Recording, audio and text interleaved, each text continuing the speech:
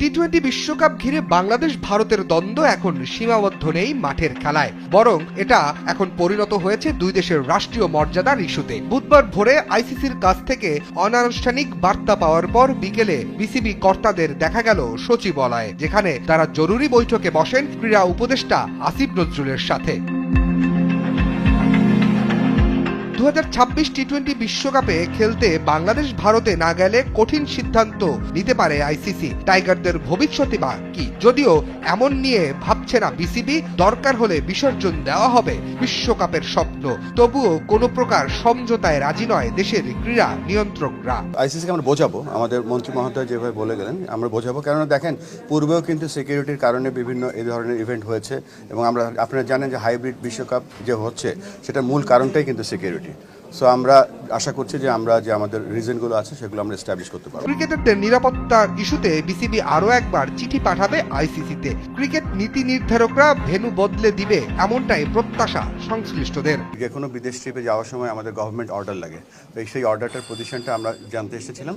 আমরা জেনে গিয়েছি যে আমরা সকলে একসাথে এই যে সেফটি এবং সিকিউরিটি যদি ইমপ্রুভ না করে আমরা এই বিশ্বকাপে আমরা ফাইট করে যাব ফর আওয়ার রাইটস। দেশের মর্যাদার প্রশ্নে বিন্দুমাত্র ছাড় নয়। বৈঠক শেষে ক্রীড়া উপদেষ্টার বার্তা ছিল এমনই: টি-20 বিশ্বকাপ খেলতে বাংলাদেশ ভারত সফরে যাবে না, সেই সিদ্ধান্ত এখন চূড়ান্ত এবং কোনো অবস্থাতেই তা পরিবর্তন হবে না।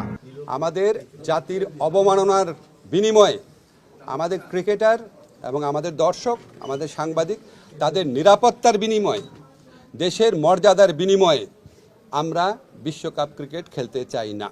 7 ফেব্রুয়ারি ওয়েস্ট ইন্ডিজের বিপক্ষে ম্যাচ দিয়ে বিশ্বকাপ মিশন শুরুর কথা টাইগারদের। তবে ভেন্যু পরিবর্তন হলে ম্যাচের সূচিও বদলাবে, এটা প্রায় নিশ্চিত।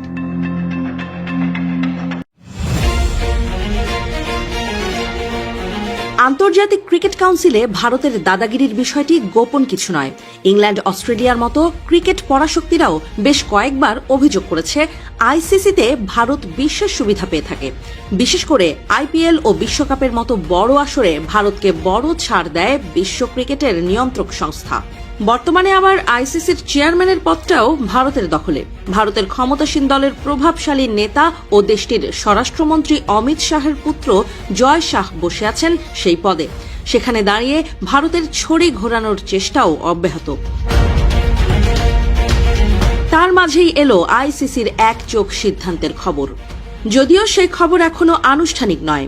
টি-20 বিশ্বকাপকে ঘিরে নতুন করে তৈরি হয়েছে বড় সড় অনিশ্চয়তা। বিশ্বকাপে অংশ নিতে হলে বাংলাদেশকেই ভারতে গিয়ে খেলতে হবে, এমন বার্তাই নাকি বাংলাদেশ ক্রিকেট বোর্ড বিসিবিকে দিয়েছে আইসিসি।